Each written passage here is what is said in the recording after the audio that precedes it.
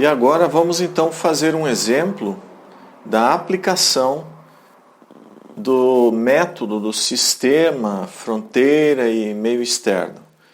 Então peguemos aqui um objeto, uma esfera de massa m, que esteja, por exemplo, sujeito a uma queda livre. E em determinado tempo, um tempo t, nós então temos uma certa velocidade v e uma posição y desse objeto. Ou seja, o objeto está totalmente localizado para um sistema de referência y, x e z.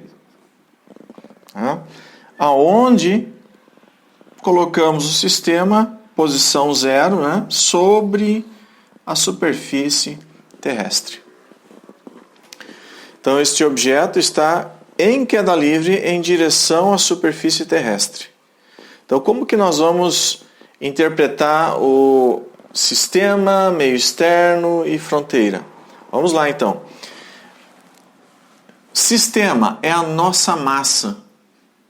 Então, vamos pontilhar aqui a fronteira que divide o nosso sistema do meio externo. Então, esse aqui é o nosso sistema. Fronteira é justamente ao longo do pontilhado. Nesse caso, a fronteira é fechada, essa esfera aí de uma massa M, uma esfera de aço, qualquer material, ele não flui através da fronteira, ele fica fixo, é uma massa fixa. Então, esse aqui é um sistema fechado onde não ocorre troca de massa. E o meio externo aqui é composto, no nosso caso, da Terra, que provoca o aparecimento da força peso sobre o objeto, um peso P. Lembra, nós falamos anteriormente que nós podemos considerar a força peso ou a aceleração que a Terra está atraindo esse objeto. Mas quando envolve-se mais de uma força, ou seja, uma força além da força peso, é pouco conveniente utilizar aceleração. Então, somente utilize aceleração quando o objeto estiver sujeito apenas à força peso. Se houver força de atrito, se houver uma força de propulsão, já não é mais conveniente você utilizar a aceleração da gravidade G.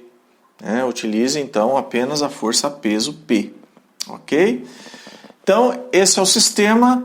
O meio externo aqui é caracterizado pela Terra e também pelo ar. Vamos colocar aqui o nosso ar, O ar também ele está presente e ele acaba no deslocamento da esfera provocando forças aqui de atrito. Que para essa presente análise nós vamos desprezar, vamos deixar isso para um problema futuro. Então vamos retirar agora esse ar aqui do meio externo. E nós vamos dizer aqui que as forças de atrito com o ar são aproximadamente 0. Então, o meio externo, apesar de ter o ar, ele vai ser ignorado. Então, ficou apenas a Terra agindo sobre a massa. Ok. Então, nós temos bem mapeado aqui quem é o sistema, quem é o meio externo, é só a Terra, e quem é a fronteira. Vamos até colocar aqui essa flechinha aqui pegando a massa, isso aqui como sendo a fronteira. Isso aqui é o nosso meio externo. Ok. Mas vamos avançar. Vamos agora colocar esse problema dentro da segunda lei de Newton. Ele não trata-se de um problema de pura cinemática, Você tem aqui uma massa, você tem um peso, então ele vai além da cinemática. E aí a gente encaixa ele na segunda lei. Vocês vão perceber, claro, que nesse caso aqui, por não ter atrito com o ar, a gente pode até migrar para a cinemática, mas não é o nosso objetivo agora. O objetivo agora é encaixar a segunda lei de Newton. Então nós temos aqui a somatória das forças externas que agem sobre o sistema é igual à massa do sistema vezes a aceleração que o sistema experimenta. Tá? Somatória de força externa. Quais são elas? Apenas a força peso P. Massa está bem evidenciada no sistema. Aceleração, não conheço. Não sei qual é, quero determinar. Ah, professor, eu conheço aceleração, eu sei que é G. Bom, então se você conhece esse elemento aqui, conhecido, então você quer determinar as forças externas que agem. E aí você conhecendo a aceleração imposta sobre o sistema, você acha as forças externas. Tá? Então, ou você vai daqui para lá, ou vem de lá para cá. Depende do problema. Ok? Para este problema, então vamos substituir aqui em OY. Por que em OY? Porque o nosso problema é unidimensional, é uma queda livre. O objeto está descendo na vertical, na direção vertical, no sentido para baixo. Então, a nossa única componente de interesse é Y. Então, nós não precisamos nos preocupar nem com X nem com Z.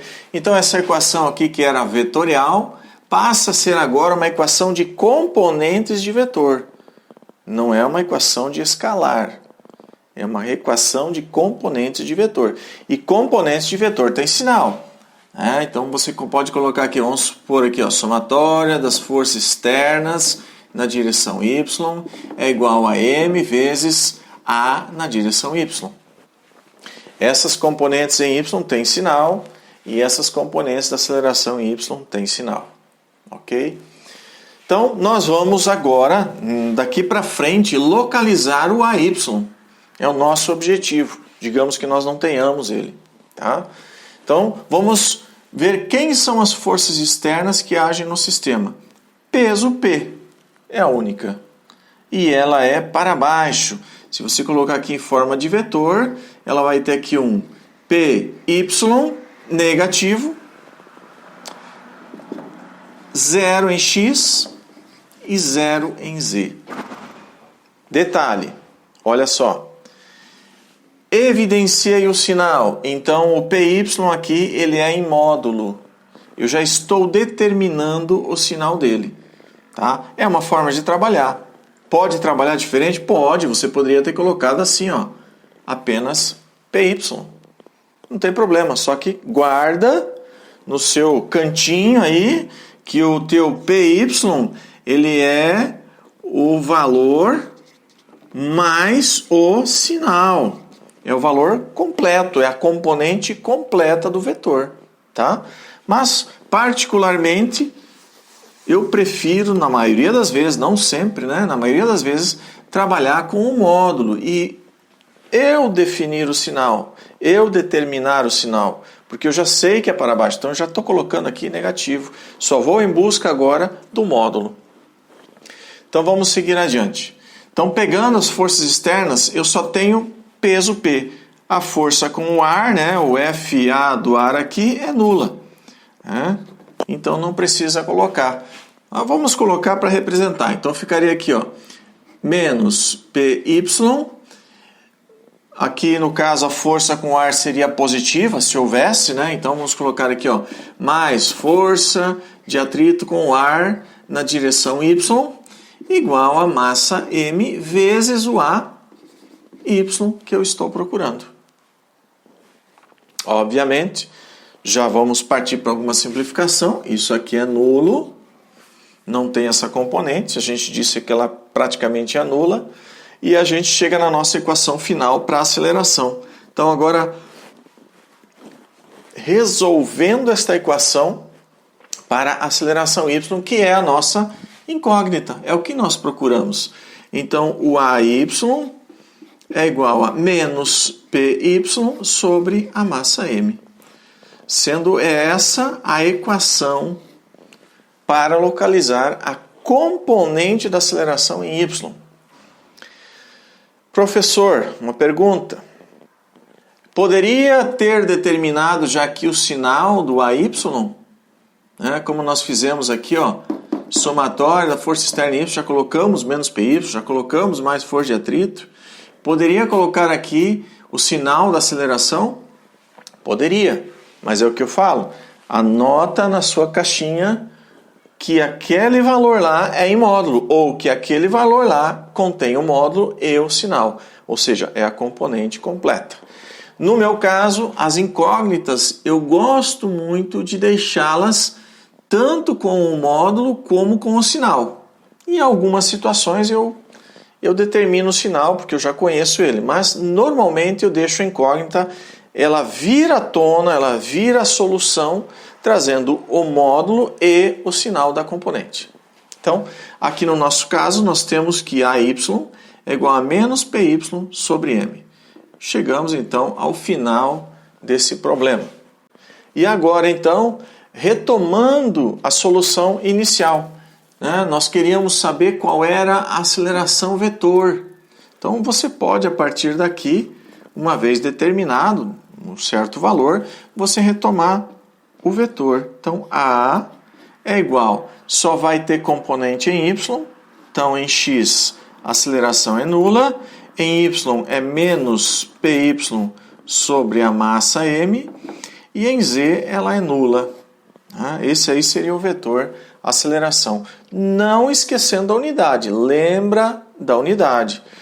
Como aqui é um problema apenas puramente algébrico, sem valores atribuídos, valores numéricos atribuídos, nós então não precisamos evidenciar aqui. Mas normalmente a gente utiliza o Sistema Internacional de Unidades para isso. Ok? Então essa aqui seria a resposta vetorial.